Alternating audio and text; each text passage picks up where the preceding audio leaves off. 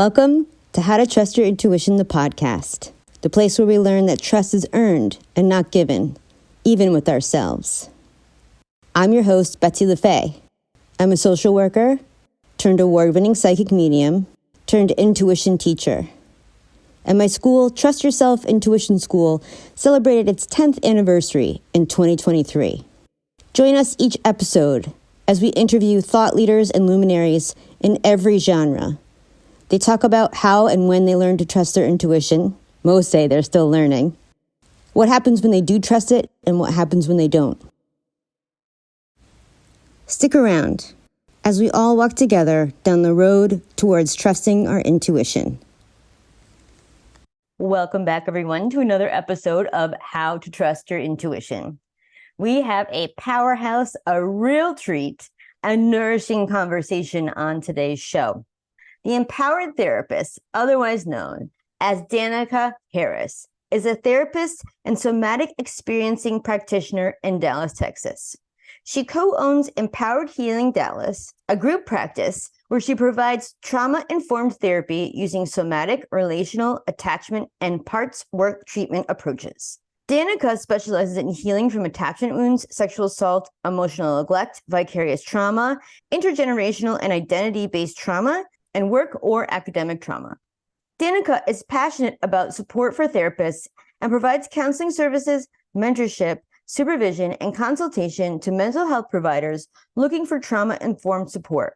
She is deeply invested in equality, social justice efforts, and destigmatizing mental health treatment, and utilizes her Instagram platform, The Empowered Therapist, to provide education and support to the broader community. If you've never encountered Danica's work on Instagram, definitely go give her a follow. When I go on her Instagram page, I feel seen, heard, and nourished just from her Instagrams. Today, I feel like we get extra nutrients. Maybe we have all the superfoods in our conversation today. We talk about sensitivity. We talk about how she got into her practice, some of her background, and of course, what happens when she trusts herself and what happens when she doesn't. So with joy, I bring to you my conversation. Oh, and happy belated birthday, Danica. 40, I can tell you, is the best decade so far. Way better than the 30s. So happy belated birthday. And listeners, I hope you enjoy my conversation with Danica.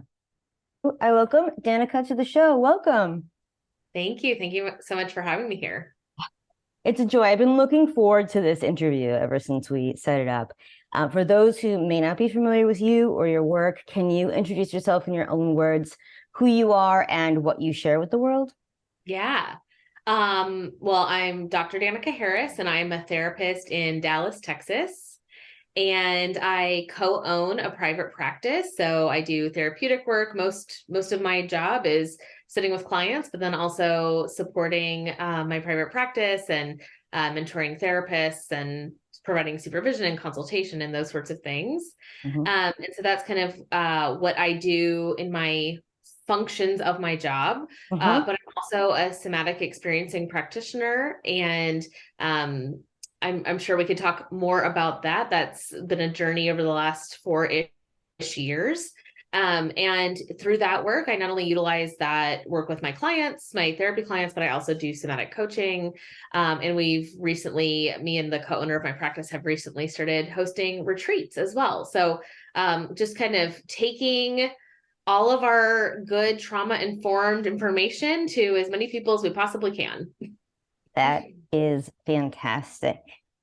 I recently heard, I wish I remember the name of the doctor who was on the show.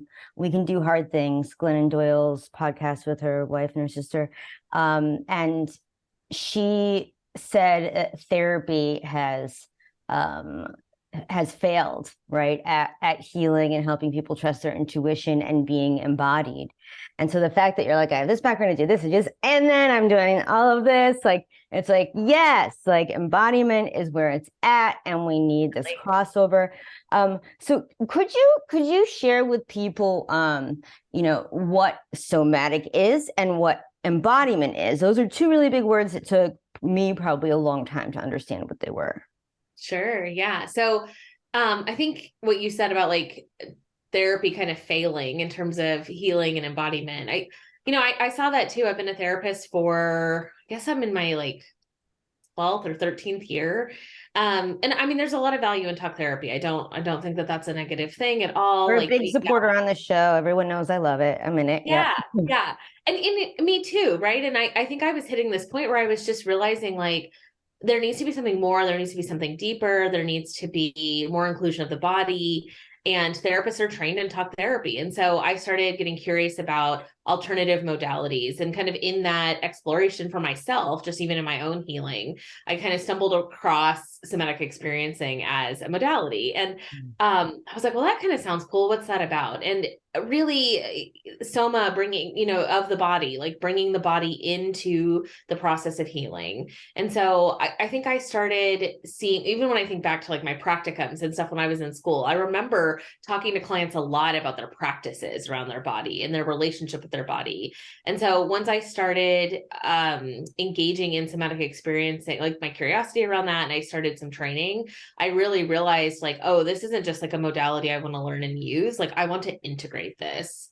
And so to me, integration is embodiment. Like really, I think for myself, understanding my own nervous system, understanding that the way I show up today in this moment is so influenced by everything I've experienced, but not in a top-down way, not in like my brain told me to do this. Like in an innate, embodied way, my body is like always trying to keep me safe and always trying to help me survive. And when we have trauma, our brain and our body disconnect and it's like they're not communicating anymore. And so somatic experiencing, in my view, is really about helping someone return home to themselves and really get like the computer, the brain communicating with the body, with the hardware, and really just getting everything back into alignment so that someone can feel congruent and fully with themselves. So when they are engaging in the here and now, in their new relationships or, in their work or whatever, they're not doing it from a place of a trauma response, but rather doing it from a sense of integration. Like, what does this version of me need and want? And how do I show up with that? I just want to hear you talk forever. And it's just wild because sometimes, and this happens a lot in the show because I have amazing people like you on who, are so well informed, both education and experiential in the workforce, and usually personal as well, right?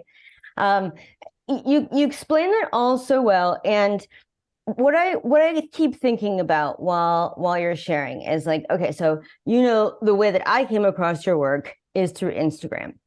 And so that was kind of in my mind before we met.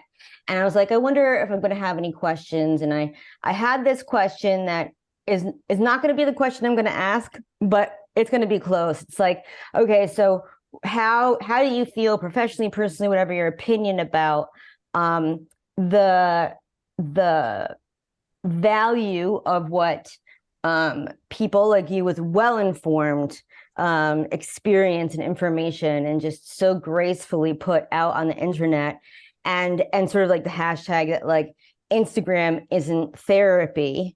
But so as I said, like that's not the question, because here's what I got to is that just like I experienced just now, it's like, oh my gosh, I just want to, you're telling me what you're telling me, which I personally already know is healing my nervous system, right? So, and it's also co-regulation too, right? Yep. But my point is that this happens through your work on Instagram. And I'm sure you've heard this in various different forms, but when I go on your page, I'm basically this moved.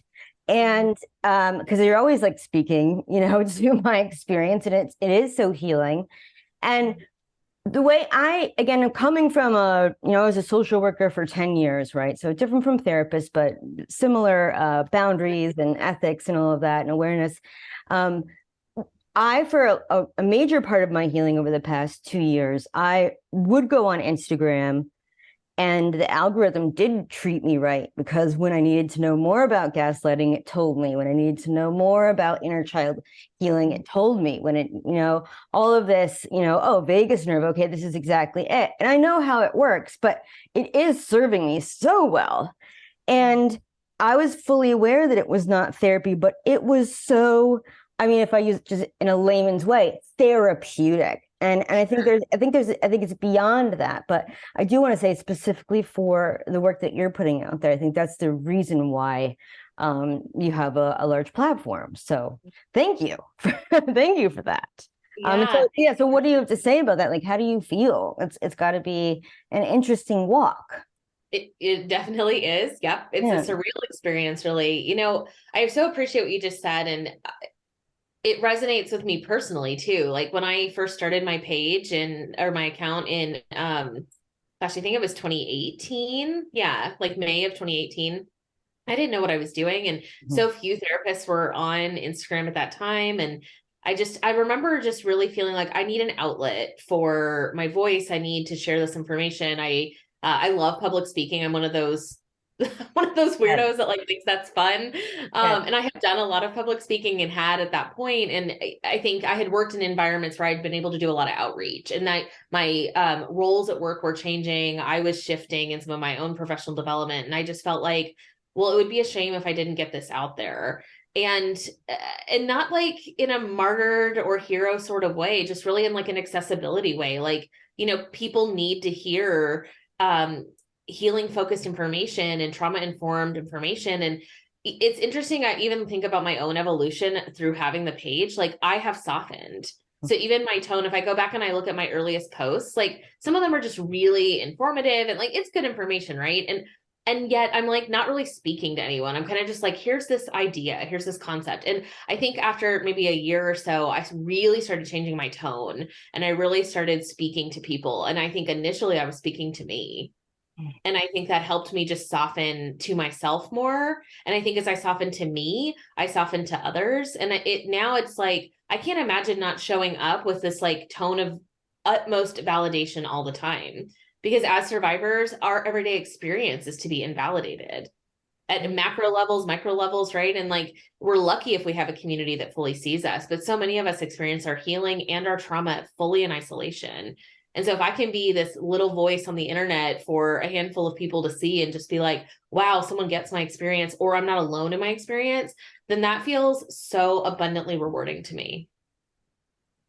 Like I'm now well practiced at not just like bawling. Like I've had some good practice with a local a cappella group recently because that just makes me like, I don't do weddings anymore because I just would rather cry. But yes, yes. I'm going to make an assumption as a question, sort of. I think you answered my question, but I'm curious about. I'll say what I'm curious about. I'm curious about what caused the shift from just putting it out there to then speaking to people. Was it? And I'm going to ask, was it? You, as you said, you're speaking to yourself. So was it this inner healing, softening to yourself, then softening to the outside? Yeah, I think I had to like find my voice in this different format. Social media wasn't something I used much personally. And I wasn't, again, like being one of the earlier therapists to be posting on social media in this way. I didn't really feel like I had a good blueprint either. So I just, I was kind of like figuring it out, like finding my voice, trying some stuff on. And I remember I had this conversation with someone who I've actually become friends with on Instagram. We've never met in person, but they're another therapist, and we were kind of on the platform at the same time initially. And I remember I shared a post that was a little more personal, and I couldn't tell you which post it is or even what I was sharing, but I shared something that was more personal. And I remember when I posted it, feeling all of this like, like how's this gonna Vulnerability hangover, yeah. yeah, exactly. Like I felt some anxiety about it. And Yeah. this person who I mentioned reached out to me and just said, "This is my favorite post you've ever written." And we talked through like the anxiety that I was having, and they were just like, "Yeah, I feel like I can see you in a little bit of a different way." And something in that moment softened. And this was all through like a text exchange. And Yeah, yeah, yeah. softened to that. Like I was like, okay, well, this person knows me and likes me, and so maybe that's why they want to know more. And then I got comments that day and more likes. And it's not about the likes and the comments. The algorithm dictates all of that. But at that time, that was meaningful to me, that like, okay, well, I showed up a little bit more human and a little bit less like a therapist who's providing information. And it was well received. And I thought like, oh, and this wasn't like I came to in a single moment, but I started like really recognizing my humanity is actually the gift that I have to give. And when I think about myself as a therapist, I think I'm a good therapist. I think I'm a good coach. I think I'm a good mentor, supervisor. And when I really think about what makes me good at that, it's not the years and years of training. I mean, that's great support, but it's really my humanity and my own healing and my own commitment to healing and learning and all of that. And so I just thought, okay, well, let's give that a go. I'll show up a little bit more like that. And over time, that just evolved more and more. Wow. My best healer, teacher, leaders, that's what it was, is that they had that awareness and healing. That's amazing. That's a really, really incredible. I imagine, and I don't think I mean, I think you can only imagine with this too. So I'm not saying you have to comment on this, but I just imagine that therapists, right? Because like now it's like, I'm not going to say every therapist, right? But like you said, there weren't any then. Now it's like, yeah, like I click on your profile and it shows me 20 other therapists, right? So it's different. But I imagine anyone in that type of position of like being a therapist or whatever, like it's a very interesting shift of like, I am a professional and have these walls up and I'm sharing more real, true, it can move people, shift people information because information is power, but it's more sterile to like, oh, I'm compassionate, I'm a person, and this is me personally.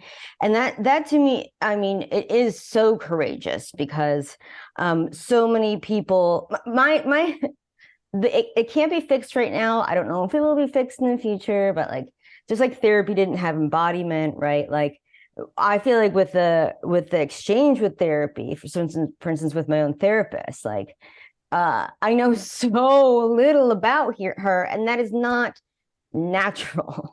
It needs to be a little bit, and when we talk about it, but I'm not.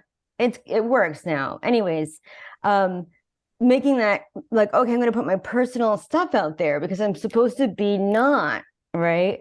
I can just imagine for anyone going through that, that's a big step. And it's interesting as you're talking about like finding your voice and what your person is and all of that. Like I just within the past like 6 months, separated my account for I have Betsy LaFay and I have How to Trust Your Intuition. And to me, just like you said, it's not about the likes. It is about reaching people though, and the interaction is what you're describing. People responding. I'm just like I had to do so much deep inquiry. I even did a reading on myself to really get down to it. And it for my Betsy LaFay account, it's like my scrapbook of like what I like. And do people want to see the wild morel mushrooms that I found? Like maybe. Does it have to do with trusting your intuition? 100%, yes. But if you don't want that, and so I feel zero pressure whatsoever on my personal account now. And the professional one is so clearly defined. I feel great about it. So yeah, I get it. I feel like I just found my voice, to be honest, in that way. Yeah. Yeah. Yeah. Well, like what a cool thing, right? Like I think there's a lot of critique we could make about social media and certainly, I mean, it is not without its problems. Right. And I think like it's really cool to watch like everyday people like use their voice and reach others. And it's one thing I think I'm almost 40, so like growing up in the 90s, like I think about like it was just so celebrity culture and like that's whose voice was at the forefront. And when I think now about like what social media has done to bring like everyday people to the forefront, like I feel like that's a really good thing. I think it's good that we're like getting information from people's lived experience. I think that more is being normalized and validated for people. And I know that like often increases distress in some ways, but it also helps people to feel like they have a sense of community or that they're not alone. And yeah, I mean, all these like folks that are writing books and sharing online, and I think it's just really great. I think that this is how we're going to access more healing because there's more people speaking about it in comprehensive ways than ever before. It's less sterile, it's less clinical. It so is. As you're talking, I'm thinking just about some people who put their story out there and maybe like quite literally it gets like 3 views or something, right? Like, but maybe there is 1 thumbs up and like, oh, 1 person heard me. And I also know and follow and seen like people with really large followings that maybe I'm not saying that your Instagram account is to get clients. There's no reason why you need that many Instagram followers to run your business. Okay. Like it's not about that. I get it. There's some people out there that like don't even have a profession, maybe. And they're just like talking about, their specific type of mental illness or the special cheese that they love, and they have like gigantic followings and like they never take a sponsorship, they like, all these things. And these are actually some of the people that I am trying to get on the show, to be honest. Not like I have a preference or anything, but it's like the questions that we're about to get into about like trusting your intuition and stuff. Like I want to hear about that. I'd love to hop into the questions. Can we talk about like Sure. how or when, if you're still learning to trust your intuition? When I graduated with a BA in psychology in 2002, attachment work was only applied to children. Now, in 2023, it seems to be all the rage for a reason, because knowing your attachment type, there are three main types: avoidant, anxious, and secure, really changes your life. And if you listen to the podcast where I talked about how I lost $100,000 from a spiritual, quote unquote, spiritual coach, the silver lining to that experience was me discovering the root of a lot of my issues. I was anxiously attached. I had anxious attachment. At the very end of that terrible, terrible situation, yes, it was traumatic, I came across Maya Diamond's work. And it was working through her program that literally rewired my brain from anxious to secure.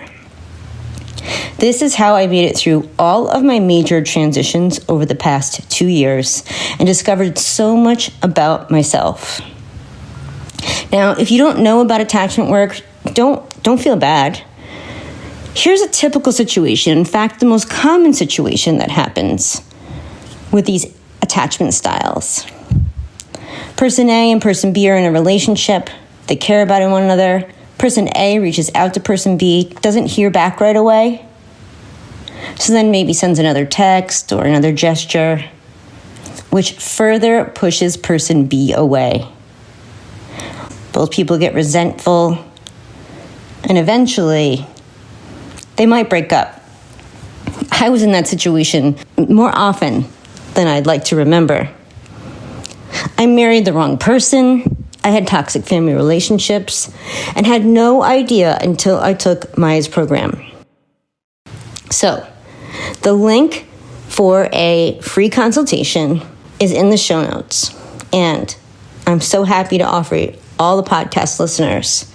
If you sign up for her program, you will get a free session worth $500 with Maya Diamond herself, one-on-one.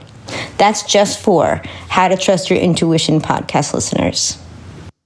Yep, always still learning, definitely. I think trusting ourselves is a process. Like I know it is for me. I think it is, as I've seen it for other folks as well. And, I think especially for trauma survivors, complex trauma survivors in particular, like we learned to rely on ourselves before we ever learned to trust ourselves. And so I think, for those of us that experience developmental or childhood trauma, we really just had to function almost like bypassing ourselves in so many ways. Not all the time, but a lot of the time it was like, okay, well, I've got to be externally focused and navigating my environment for survival's sake or for safety's sake, or to like keep everybody like under control. Right. And to me, that does not foster an internal sense of trust with self. I think that keeps us very externally focused and often at the cost of us. So when I think for myself, I think about my own trust process or coming to even know myself, period, I had to first undo and kind of unpackage some of the ways I was showing up in the world and some of my default responses, and really like examine the patterns that come up in me in the here and now, and really get curious. Like, is this response I'm having right here, right now? It's like I was saying earlier, right? Is this response I'm having right here, right now actually representative of my here and now self? Or is this really about an ingrained pattern or a coping mechanism or a trauma response that has gone unchecked, unexplored, whatever? And it's almost like as soon as I could even say like, which is it? Trust began to happen. Because then it's like, oh, well, I was allowing room for duality. I was allowing room for complexity and nuance. And to me, that's how we begin to trust ourselves, is like, it's not this or this, right? It's not like, okay, well, I'm definitely in my here and now self, or I'm definitely having a trauma response, but rather like, look at how like all of this can exist for me at one given time. And I don't have to like diminish one to like honor the other. So like I can name that, like, okay, little Danica is really active right now. This experience I'm having is activating or triggering or upsetting or pulling on something from my past. And also this Danica that exists in this moment needs to respond in a particular way. And I'm not going to like treat little Danica badly. You know, I think as a therapist, this is something that is like a forever struggle for people, is they will be so critical of all of the parts of themselves that survived, rather than like really honoring that, like, I did that. Like, I'm here today because of me. Like, I got me here. And we can want to change something. You and I, as we sit here right now, probably want to change something about ourselves, right? And I don't have to hate me or reject me or minimize me to also desire change as I move forward. And so I think, like, to me, the trust really, like, for myself, my sense of like embodied trust is when I can exist right here, right now, and acknowledge that I'm influenced by my past and I have desires for my future, and that I don't need to be critical of where I've been or where I'm going. And if I can just like trust this version of me to show up, and whether like it's good or bad, like I can show up, I can be okay. That has helped me so much, just even in like, can trust exist? That's incredible. Again, you're just so great with words. Thank you. Thank you. I love the way you talked about just leaving it open for nuance, for it to be a gray area, for everything to exist. That is so beautiful. It's, at the same time, the same thing that's happening, but it's just describing it in a different way. Is like you said, like with little Betsy, for instance, right? Like, the moment that you stop and you say, oh, you have something to say, something that feels good, something that feels bad, something that feels neutral, something that feels both, all right. The moment you say you have something to say, I'm listening, that shifts everything. And then hopefully you're able to have a negotiation where you can both move forward, and you're paying attention more. But that's so right on. And I think the way you describe it too kind of names people's like actual biggest fear, is that it's nebulous, is that it's both, or that it is sad, or it'll be sad forever. So that's just like, that's absolutely gorgeous. I do believe that the thing I say about it is, if and this does happen, where a little kid is like, mom, mom, mom, mom, mom, right? Like, how long does that go on until the kid stops saying mom, right? And then over time, think of like an abandoned dog or something, like you can start to learn to gain that trust back with that scared or small or quiet part of you. It's the same thing with the little ones. It takes some time, because you've probably been ignoring that part of yourself for so long. It's very, very powerful work. Well, thank you for sharing that. That's fantastic. Makes a lot of sense. How about a time when maybe your intuition said to do something, or not to do something, and you ignored it, and what happened? Yeah, well, I know I was like thinking about this idea and this concept before we met today, and I was saying to myself, like, gosh, I feel like I have a ton of little examples. I love little examples. They're so important. Yeah, well, yeah, I think I have both. Like, I think I can think of something that feels like a bigger example, and then I have these other moments where it's like still happening, right? Where like I'm not like arrived. I'm not like somebody who's just like the healing is done, period. It's I like, think as long as we have these bodies, so we're going to be learning it. That's my opinion. So totally. Yeah. Yeah, I think like, a little example that I'd want to share is there was a day about a week ago I was having kind of a rough morning, and I was getting ready, and I had a very full day, and I like needed to pull it together. And I caught myself in the same place that my clients are in and that we're all in, where I was a little tearful, and I was like starting to be a little critical, like, you're gonna have to pull it together. And I was saying that internally to myself. Yeah. And as soon as I heard myself internally, I was like, whoa. No. Yeah. And so I looked in the mirror because I was like getting ready, and I looked in the mirror and I just said to myself out loud, like I was like, okay, I'm going to vocalize this. And I was like, I know you're hurting, and you have a really big day, and we need both to happen. We need to pull it together because we have a big day, and it's okay that you're hurting. And gosh, I just like softened that. But even in that moment, my default was to not trust the sadness. It was to like push parts of me away, right? And so I think that's one of the micro ways this stuff continues to be our work and continues to show up. You're so right. That's you and me and everyone listening. You're so right. Yes. Yes.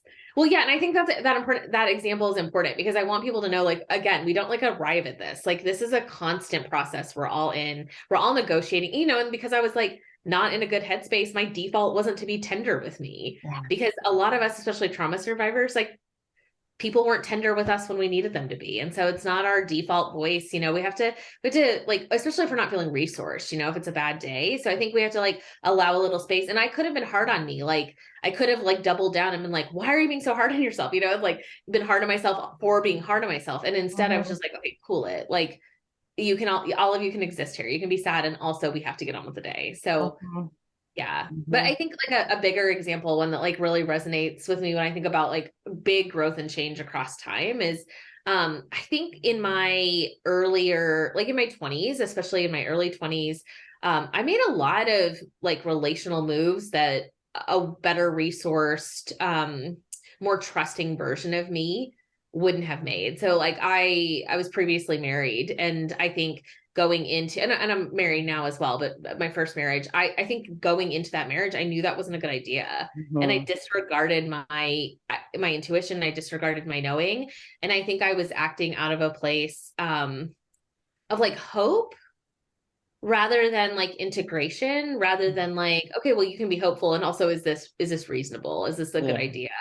And it's almost like the impulsivity that can exist when you haven't done enough work, or when you're younger, even, I think like there was probably a lot of factors that played into that. What you said though, less resource, that kind of, that not only says everything, but also is the fairest, most neutral, I believe, way of saying it, because there's so many people listening, and I'm just like, oh my gosh, like I totally get it. I mean, that's the reason why I feel so much better this June than I did last June. I think that's literally the reason, and a whole year of healing, but still, like, it means so much for that. I mean, again, especially coming from a place of not healing, or, from trauma, right? Like, I mean, I've said this in the show countless times, but I heard, if he's wearing all black, he's not for you. And then I married him. So,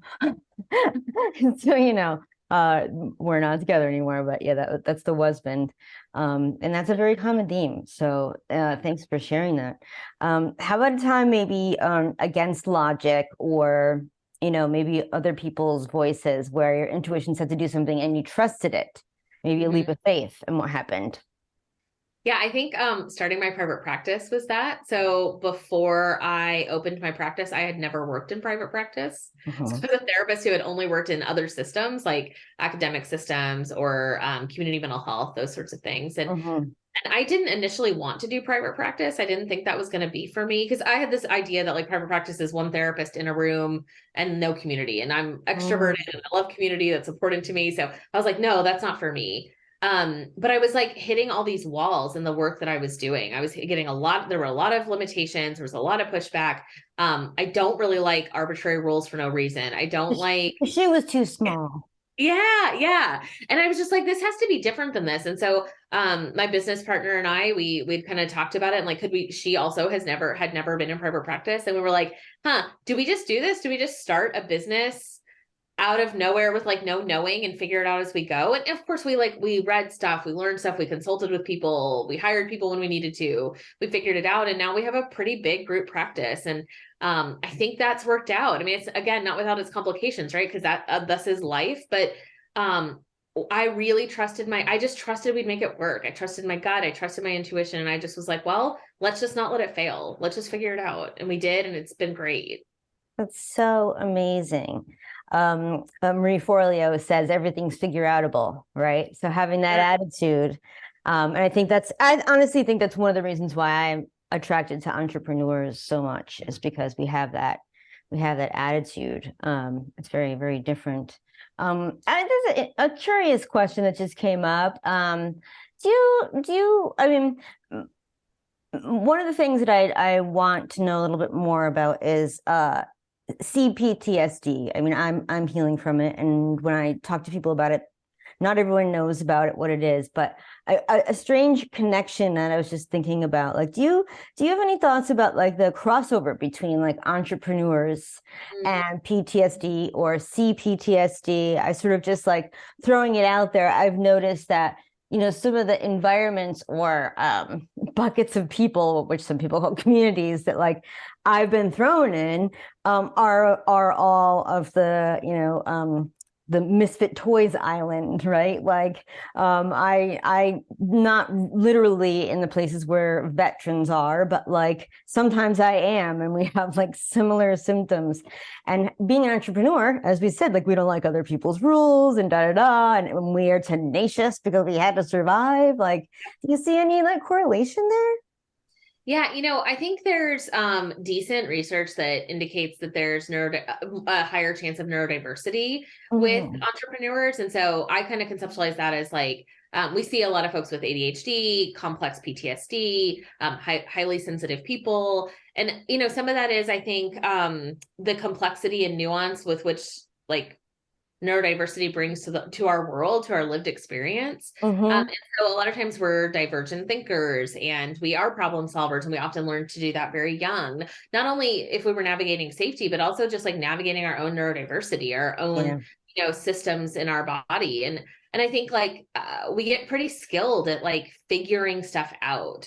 And then when we're in an environment with limits and you know, like someone else dictating, do this because I said so. Well, I mean, think about trauma survivors. Like that's what they're hearing at home as a kid. You know, it's like and we so play out our trauma responses in our work environments, and we show up that, you know, it's like, that's exactly where it goes. It's like any family system, any work system, that's where we're going to take our stuff. And, you know, I think for me, I know like I'm feisty and you said tenacious, like, yeah, that's me. And I don't do well with other people's arbitrary rules. And so I thought, well, okay, I'll write my own rules. Yeah. And I think I'm not alone in that experience. When I talk to other entrepreneurs, I often hear there's something with like their own sense of healing or neurodiversity or what they had to navigate when they were younger and how they learned to navigate the world. And they've taken that into the work that they do. Yes. And then this is a good sort of sister question, I'd say. So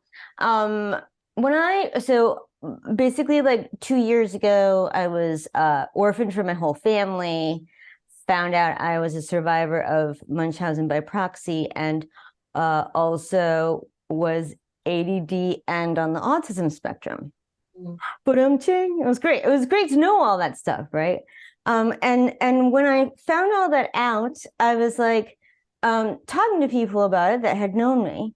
And a lot of people said all at once that maybe the reason I was an award-winning psychic and was good at that, which I went to school for, right? But obviously excelled at, is because of the childhood trauma. And I was like, oh, that actually makes complete sense. Obviously, since we have to basically control the whole room to survive, like I have to, and my being raised by a covert narcissist, right? Like especially the covert, they're the best actors, right? Yeah. So everything was cognitive dissonance. So I think that makes a lot of sense. I mean, what do you think? Do you see that commonality at all? You're all ready for your vacation. It's really hectic getting here, but you're seated in your airplane seat, looking out the window, and you hear the pilot come on the intercom. Good day, everyone. It's a beautiful day outside, 71 and sunny. As you're aware, to get to where we're going, we need to fly over that mountain range, and sometimes there can be a little bit of turbulence. I'm about 80% sure we'll get there safely. So buckle up, relax, and enjoy your flight. I know that sounds like an absurd situation, but when I put this in context of trusting yourself and trusting your intuition, and I ask people on a scale of 1 to 10, 10 being the most, how much do you trust yourself? 8 is a very high score when asking people. So if you fall on a 2 to 4 range, you're totally not alone. Now picture this other scenario. You're out to lunch with a friend, and the friend says that they've been having a really difficult time learning French. You ask the logical question, are you taking a class? And their answer is, well, I'm taking Spanish. Guess what? If you want to trust yourself deeply, if you want to have an easier time making decisions, break through blocks, connect with people, know who to connect with when, there's a class for that. I've actually helped thousands of people truly trust themselves in uncertainty, in times of doubt or fear, shame or guilt. And I have a free masterclass called Intuition 101, How to Trust Yourself in Uncertain Times, that will tell you everything you need to know in order to learn to trust yourself. The link is in the show notes. However, you can also go to howtotrustyourintuition.com, all spelled out. Either. Yeah, absolutely. Yeah. I mean, I'll often say to people, I learned before I knew I was learning to read the room, the energy in it, everybody's responses, to see things in the back of my head. I just am very skilled at that. And I think, that makes me a good therapist for sure. I'm pretty intuitive. I can pick up on a lot, but I think it also makes it such that I'm always like kind of able to plan and project in ways that, are pretty expansive. I mean, this stuff is exhausting, right? Like this doesn't come without a cost to us. Like it is tiring to always be in assessing. And I think that's why we can like honor that skill. This is that duality piece, right? While also tending to our own systems. Like I don't have to be on all the time. I can be if I need to be, but I don't have to be any longer. Right. And it's like, that's our work, is like learning how to turn the volume down on that activation that we have. So it's like, very necessary skill, not only helped us to survive before, it can help us thrive now, but it can also deplete us if we're not also attending to the repercussions. Right. Right. Yeah. When I had my whole world's resources ripped out from me, I had no resources, and I wasn't able to do that. It was all holding space for me because I didn't have enough, and now it's so great because like, I think it's over the past 6 months, I went to therapy and I was like, I actually was able to not work this weekend at all. And not only that, but I was able to kind of easily figure out what to do instead of work. Kind of. It wasn't that hard, And it's again, speaking to all of that stuff. It's beautiful. It's gorgeous. I so appreciate all of this. Anything that you want to share, just in general, like whether it be like some kind of theme you see out in the world, or misnomer, or just like you have this flag you want people to know about like healing or what we're talking about. Do you have anything you want to share like that? Yeah, I think, how would I sum this up? I think that something that feels really important to me is allowing us and others to exist, even if it conflicts. So, I think you and I are sitting here right now, right? We might be having two very different experiences of this conversation or how it's going. And like your experience doesn't get to win over mine, and my experience doesn't get to win over yours. And we don't have to convince one another that like, see it my way, And I think that there's like a lot of beauty in like allowing ourselves to fully exist separate from other people's reactions and other people's experiences without their stuff being a threat to us. And to me, this is kind of the, I think validation's like step one. Like, can we just freaking validate one another? Yes. But two, can we also allow ourselves to be differentiated from other people without it being a threat to us? And I think it's hard work. That takes a lot of effort, especially for those with enmeshed family systems or where there was, trauma, violence, abuse, harm, neglect occurring in our childhood. And there's so much value in that, just like how sturdy we can feel with ourselves. And when I think about like self-trust, I also think about security. So like secure attachment with myself. And one of the ways that I can feel secure with myself is to also feel secure with others. Like I know you can have an experience that doesn't threaten mine and vice versa, right? And so like just allowing space for all of that to me is like, that's the good stuff. Like that's how we increase like trust in our connections beyond ourselves. Wow.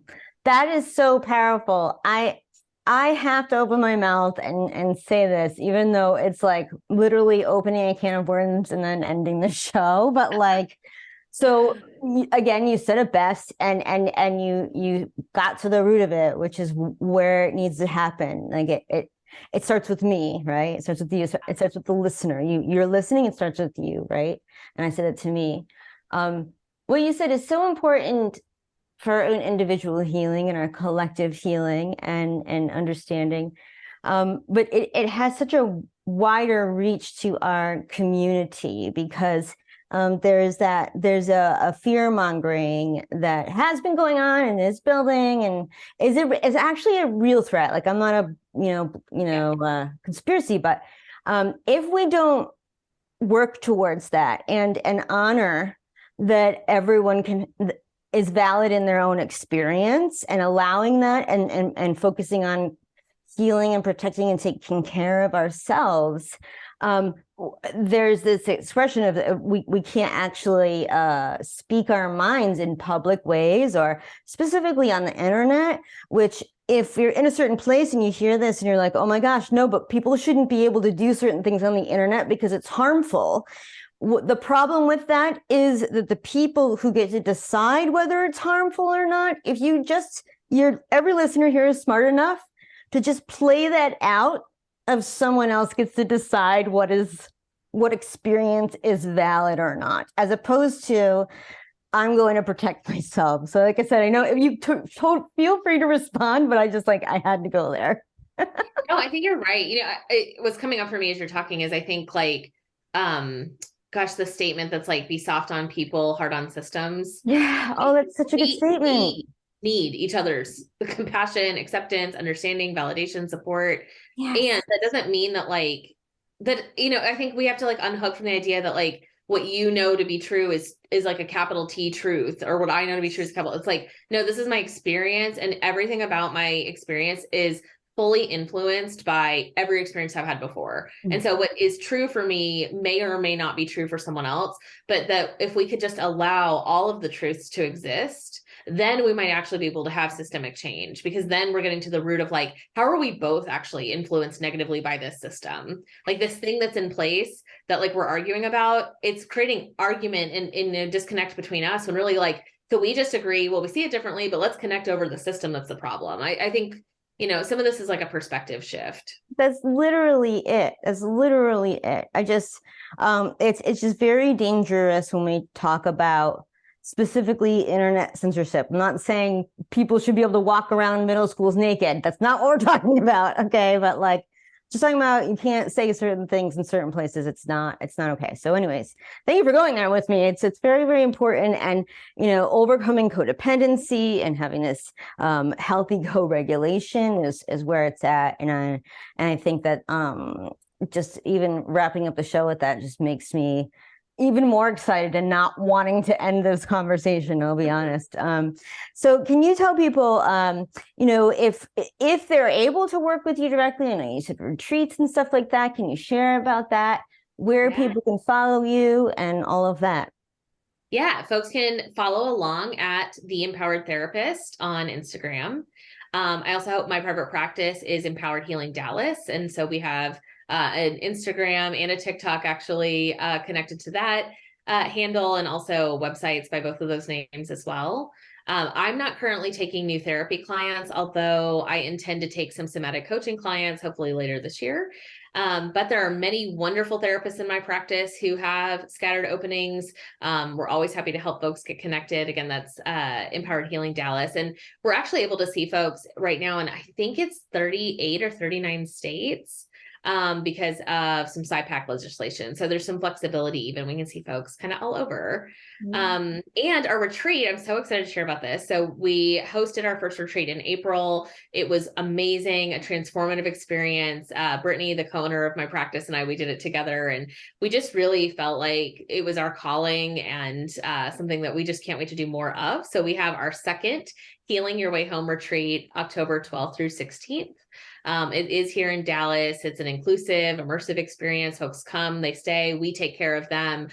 We do tons and tons of hours of hands-on work, but in a very titrated and safe way, where we attend to folks' nervous systems and really help people to soften towards themselves. And it's just, I think, a wonderful experience for folks that are ready for like a deeper level of healing. I want to go. Well, come on. Retreats held by therapists. This is amazing. I mean, I grew up as a spiritual leader in retreat centers. Like grew up since age 3, and it was an amazing experience. It also, I've retroactively found out how bad it was, but I actually wasn't privy to that. But that doesn't mean that it wasn't happening. But as an adult now, just even knowing the retreat leaders that I know, I'm just like, retreats are amazing, but I really just don't trust y'all with any of this. Like, please, no. And I got nothing like that with this. And in fact, I was like, all right, I'm going to look at my calendar. Like this is great. So like I told you before we even started taping, my favorite type of person is therapist turned coach or practicing both. That just is so well informed and safe and something that I feel like not everyone with those credentials I will trust, but in general, I found that crossover to be so very helpful and trustworthy. So again, thank you so much for stopping by. Please go follow her on Instagram. Anything that you felt here is so felt over there. It's such a service, and I'm so glad it's serving you as much as it's serving us, because it really is serving us. So thank you once again. Great, thanks, Betsy. How to Trust Your Intuition, the podcast, is written, produced, and created by me, your host, Betsy LaFay. Music provided by Ben Talmy. If you don't want to be like that pilot that is 80% sure you'll get to your next destination safely, and you want to take the right class to learn the right language, and guess what? Intuition is a language. Head over to howtotrustyourintuition.com. I hope this podcast has been helpful to you. If it has, please forward it to a friend who you think it could also make a difference for.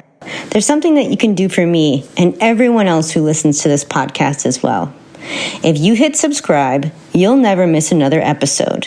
It'll also help the show get to other people. And of course, I know you've heard other podcast hosts say this before, but it's totally true. If you leave us a 5-star rating and a review, it helps other people like you discover this podcast. We all need to learn to trust our intuition. So, hit subscribe, give us a 5-star review, and write a little blurb while you're there. Your intuition will thank you.